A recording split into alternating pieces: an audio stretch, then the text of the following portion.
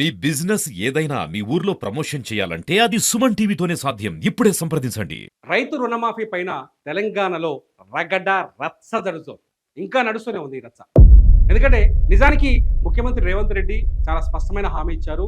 ఎన్నికల్లో కాంగ్రెస్ పార్టీ ఎన్నికల ప్రచారం సందర్భంలో హామీ ఇచ్చింది. రాహుల్ గాంధీ ఆయన స్వయంగా చెప్పారు 2 లక్షల వరకు తెలంగాణలో ఉన్న ప్రతి రైతుకు పంట రుణమాఫీ చేస్తామని చెప్పారు. ఏదైతే మనం అంజుమన్ తీసుకుంటామో, ఏదైతే మనం తాత్కాలిక రుణాలు పంట కోసం తీసుకుంటామో, అప్పు తీసుకుంటామో ఆ అప్పుని మాఫీ చేస్తామని చెప్పారు. 2 లక్షల వరకు 3 విడతలుగా రుణమాఫీ చేశారు. మొదటి విడత 1,00,000, రెండో విడత రూ. 1,50,000 వరకు చేశారు. మూడో విడత 2 లక్షల వరకు చేశారు. 2 లక్షల పైనులలో కూడా ఈ 30 రోజుల్లో చేస్తామని చెప్పారు. వ్యవసాయ శాఖ మంత్రి తుమ్మల నాగేశ్వరరావు చాలా స్పష్టంగా చెప్తున్నారు, పదే పదే చెప్తున్నారు. అయితే అనేక మంది రైతులకు అంటే రూ. 1,00,000 ఉన్నోళ్ళకి కావచ్చు, 1,50,000 ఉన్నోళ్ళకి కావచ్చు, 2 లక్షల రూపాయల లోపు ఉన్నోళ్ళకే, 2 లక్షల రూపాయల లోపు అప్పున్నోళ్ళకే ఇంతవరకు కొంతమందికి రుణమాఫీ జరగలేదు. అయితే కొంతమంది దీనికి గవర్నమెంట్ కొన్ని రూల్స్ పెట్టింది. కొంతమంది అంటే 12 తారీఖు డిసెంబర్ 2018 డిసెంబర్ 12వ తేదీ నుంచి 9 తారీఖు డిసెంబర్ 2023 వరకు ఈ మధ్యలో అప్పు తీసుకున్న వాళ్ళకి కానీ, లేకపోతే పాత అప్పుని రెన్యువల్ చేసుకున్న వాళ్ళకి కానీ, మిత్తి కట్టిన వాళ్ళకి కానీ మాత్రమే రుణమాఫీ చేస్తామని చెప్పింది. ఇలా మిత్తి కట్టి అప్పు తీసుకున్న వాళ్ళకి కూడా చాలా మందికి రుణమాఫీ జరగలేదు. దీనికి గవర్నమెంట్ ఒక 31 టెక్నికల్ రీజన్స్ని కనిపెట్టింది. 31 టెక్నికల్ రీజన్స్లో ఆ 31 టెక్నికల్ రీజన్స్ని పరిష్కరిస్తే అర్హులందరికీ రుణమాఫీ జరుగుతుందని చెప్తోంది ప్రభుత్వం. తాజాగా రుణమాఫీ జరగని వాళ్ళ కోసం ఇవాళ ఒక గుడ్ న్యూస్ చెప్పింది గవర్నమెంట్. ఎవరైతే రైతులు ఉన్నారో ఈ స్పష్టంగా వినండి, ఇక టెన్షన్ పడకండి. చాలా మంది రైతులు టెన్షన్ పడుతున్నారు. నేను చేసిన చాలా వీడియోల కింద వాళ్ళ అనేక క్వశ్చన్స్ పెడుతున్నారు.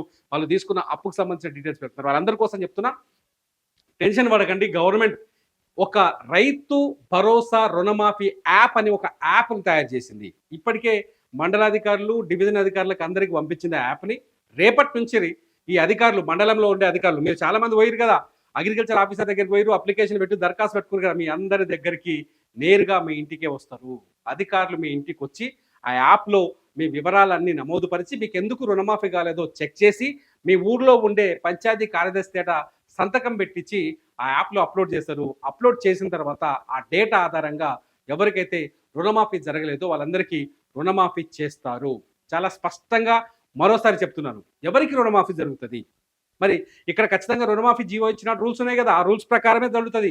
ఇప్పుడు ఏదో మళ్ళీ పాత అప్పు, 2018 ముందు మురిగిపోయిన అప్పు, ఆ ముదిరిన అప్పు, లేకపోతే పెండింగ్లో ఉన్న అప్పు, ఎన్పిఏలోకి వెళ్ళిపోయిన అప్పు, బకాయి పడ్డ అప్పు ఐదీరవు. చాలా స్పష్టంగా మళ్ళీ గుర్తుపెట్టుకొని మళ్ళీ మొదటి నుంచి చెప్తున్నా, 2018 డిసెంబర్ 12వ తారీఖు నుంచి 2023 డిసెంబర్ 9వ తారీఖు వరకు అప్పు తీసుకున్న వాళ్ళకు మాత్రమే ఇది వర్తిస్తుంది. అంతే. 2018 డిసెంబర్ 12 నుంచి 2023 డిసెంబర్ 9వ తారీఖు వరకు ఎవరైతే అప్పు తీసుకున్నారో, కొత్తగా ఎవరైతే పాత అప్పు గతంలో కేసీఆర్ ఇచ్చిన అప్పులు ఉన్నాయి కదా, కేసీఆర్ గవర్నమెంట్లో వచ్చినాయి, ఆ అప్పులు రెన్యువల్ చేసుకున్నారో, ఎవరైతే అప్పటి పాత అప్పులకు మిత్తి కట్టిరో వాళ్ళకి మాత్రమే వర్తిస్తాయి. అయితే మొన్న కొందరికి అయినాయి, కానోళ్ళకి టెక్నికల్ రీజన్స్ ఉన్నాయి. కొందరికేమో ఆధార్ కార్డు చక్కగా లేదు, బ్యాంకులో పోయి ఆధార్ కార్డు అప్డేట్ చేయించాలి, చక్కగా లేదు. కొందరు ఆధార్ కార్డు తప్పులు పడ్డాయి. కొందరికేమో ఇంటి పేరు వేరుంది, బ్యాంక్ ఖాతా పుస్తకంలో ఉన్న పేరు వేరుంది, రేషన్ కార్డులో ఒక పేరుతో పేరుంది, అందులో ఒక దిక్కుంది. ఇక పోతే దాదాపు 31 రకాల తప్పులు గుర్తించారు. ఈ తప్పులు ఉన్న వాళ్ళందరికీ రుణమాఫీ కాలేదు. వీళ్ళందరికీ ఈసారి యాప్ ద్వారా ఇంటికి వచ్చి, మీ ఇంటికే వచ్చి మీ దరఖాస్తుని పరిశీలించి ఈసారి రుణమాఫీ చేస్తామని చెప్తున్నారు. అది కూడా 2 లక్షల వరకే చేస్తారు. ఈ 2 లక్షలు ఎట్ట పరిగణలోకి తీసుకుంటారు? రేషన్ కార్డు ఆధారంగా తీసుకుంటారు. ఇప్పుడు నేనున్నా అనుకో, నాకు, నా భార్యకి, నా పిల్లలకి ముగ్గురు కలిపితే ఓ 3 లక్షల బ్యాంకులు అప్పు ఉందనుకో, వాళ్ళకి రుణమాఫీ కాలే, ఇప్పటివరకైతే కాలే. అది ఎట్లా లెక్క చేస్తారంటే, మా ముగ్గురు అప్పు కలిపి 3 లక్షలు ఉంటుంది కదా, ఆ 3 లక్షలల్లో మనం మాఫీ చేస్తానేది ఎంత? 2 లక్షలు కదా. ఆ 2 లక్షలు మాఫీ కావాలంటే మీదున్న ₹1,00,000 పోయి నేను బ్యాంకులో కట్టాలి. ఆ అప్పు కడితే నా 2 లక్షలు మాఫీ ఇస్తారు. ఫర్ ఎగ్జాంపుల్ మీ ఇంట్లో ఎవరికైనా 2,50,000 ఉందనుకోండి, 50,000 ఉందనుకోండి, వీళ్ళు ఏం చేయాలంటే 50,000 పోయి బ్యాంకుకు పోయి కట్టాలి. బ్యాంకుకు పోయి 50,000 కడితేనే మీ ఇంట్లో ఆ 2 లక్షలు మీకు మాఫీ అవుతుంది. ఇది చాలా స్పష్టంగా ఉంటుంది. కన్ఫ్యూజ్ కాకూరి. మొత్తాన్ని రాజకీయ పార్టీలు కొట్లాడుకుంటున్నాయి, బీఆర్ఎస్ వాళ్ళు ధర్నాలు చేస్తున్నారు, వాళ్ళు కూడా మంచి పని చేస్తున్నారు, ప్రభుత్వం పైన ఒత్తిడి చేస్తున్నారు, వాళ్ళు కూడా చెడ్డ పని ఏం చేస్తలేరు.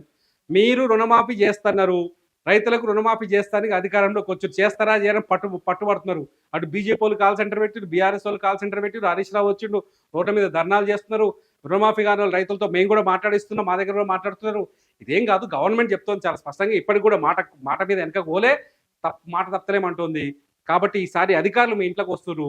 మీ ఇళ్లకు వచ్చినప్పుడు వాళ్ళతోటి మంచిగా మాట్లాడి మీ బ్యాంకు ఖాతా మీ రేషన్ కార్డు దగ్గర పెట్టుకొని, మీ ఆధార్ కార్డులు అన్ని జిరాక్స్ దగ్గర పెట్టుకోండి.